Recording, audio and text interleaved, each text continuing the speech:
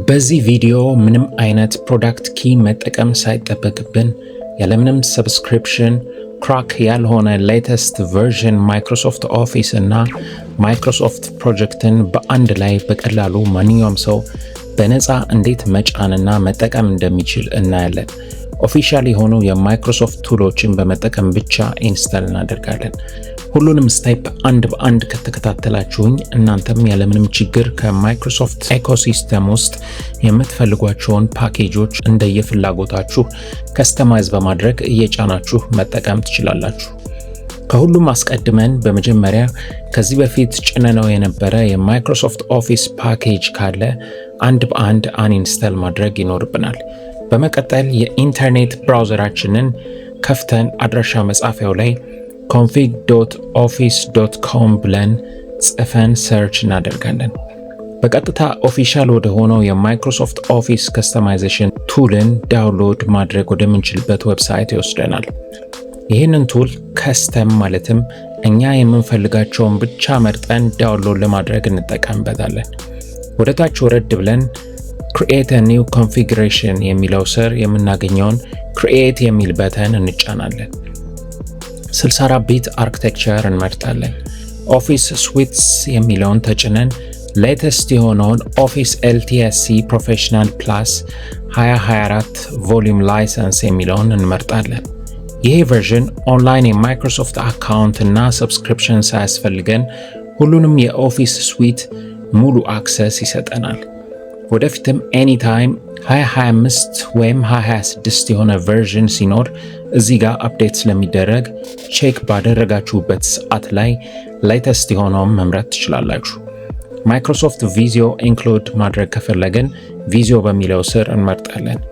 እኔ ማይክሮሶፍት ፕሮጀክትን ስለሆነ የፈለኩት ፕሮጀክት የሚለውን እጫንና ከላይ ከመረጥኩት የማይክሮሶፍት ኦፊስ ፕሮዳክት ቨርዥን ጋር ተመሳሳይ የሆነውን ፕሮጀክት ፕሮፌሽናል 2024 ቮሊዩም ላይሰንስ የሚለውን መርጠዋለሁ። ሴሌክት ዘ ቨርዥን የሚለውን ሌተስት የሚለው ላይ እንዳለ እተዋለሁ። አፕስ ከሚለው ስር ደግሞ እኔ የምፈልገውን ማይክሮሶፍት ወርድ፣ ኤክሴል፣ ፓወርፖይንት ብቻ ስለሆነ እነሱም ብቻ ኦን አድርጌ ሌላውን ኦፍ አደርጋለሁ። እናንተ ለምሳሌ ማይክሮሶፍት አክሰስ ከፈለጋችሁ እሱንም ኦን ማድረግ ትችላላችሁ። ወደ ታች ዝቅ ብላችሁ ደግሞ ላንጉዌጅስ የሚለው ሴክሽን ስር ሴሌክት ፕራይመሪ ላንጉዌጅስ የሚለውን ኢንግሊሽ ዩናይትድ ስቴትስ የሚለውን እንመርጣለን። ከዛም ኤክስፖርት የሚለውን እንጫናለን። በመቀጠል ኦፊስ ኦፕን ኤክስኤምኤል ፎርማትስ የሚለውን መርጠን ኦኬ እንላለን። አክሴፕት ዘ ተርምስ ኢን ዘ ላይሰንስ አግሪመንት የሚለውን ቼክ ቦክስ ቼክ አድርገን ኤክስፖርት የሚለውን እንጫናለን። የኮንፊግሬሽኑን ኤክስኤምኤል ፋይል ዳውንሎድ ያደርግልናል። አሁን ደግሞ ይህንን የኦፊስ ኮንፊግሬሽን ፋይል በመጠቀም በኮምፒውተራችን ውስጥ ማይክሮሶፍት ኦፊስን ኢንስታል ለማድረግ የምንጠቀመውን ኦፊስ ዲፕሎይመንት ቱል አሁን ዳውንሎድ እናደርጋለን። ኢንተርኔት ብራውዘራችንን ከፍተን ኦፊስ ዲፕሎይመንት ቱልስ ብለን ሰርች እናደርጋለን።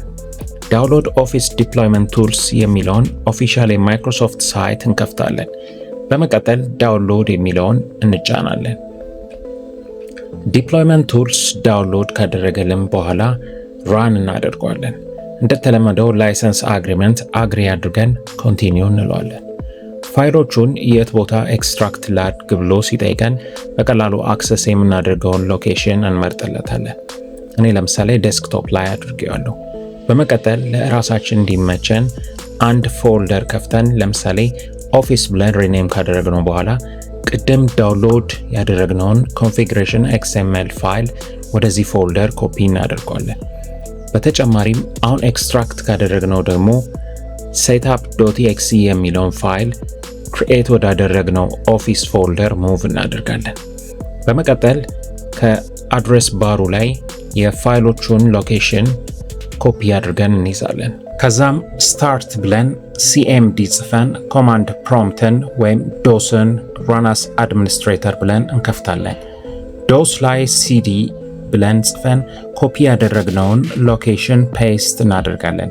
ከዛም setup.exe space /configure space configuration.xml ብለን ጽፈን ኢንተር ስናደርግ ቅድም የመረጥናቸውን የኦፊስ አፕሊኬሽኖች በመረጥነው ላንጉዌጅ እና ቨርዥን ፕሮፐርሊ በኮምፒውተራችን ውስጥ ዳውንሎድ እየተደረጉ ኢንስታል መደረግ ይጀምራሉ። የኮማንድ ፕሮምፕቱን ዊንዶ የኦፊስ ኢንስታሌሽኑ እስኪጨርስ ድረስ አትዝጉት። ጥሩ የኢንተርኔት ኮኔክሽን ካለን በተወሰኑ ደቂቃዎች ውስጥ ይጨርስልናል። ሲጨርስ ክሎዝ እንላለን። አሁን ኢንስታል ያደረጋቸውን ኦፊስ አፕሊኬሽኖች እየከፈተን ቼክ ማድረግ እንችላለን።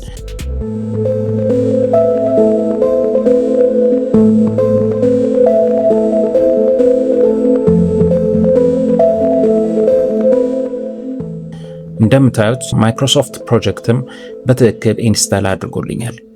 ከዚሁ ቪዲዮ ጋር ተያያዥነት ያለው ሀሳብ ስለሆነ ምናልባት ሌተስት በሆኑት የማይክሮሶፍት ኦፊስ ቨርዥኖች ላይ አማርኛን በፓወር ግዕዝ አልጽፍ ላላችሁ መፍትሄ የሚሆን በለመድነው ፎኔቲክ ታይፕ ማድረግ ስለሚያስችለን አማራጭ መንገድ የሰራሁትን የቪዲዮ ሊንክ ዲስክሪፕሽን ቦክስ ውስጥ አስቀምጬላችኋለሁ።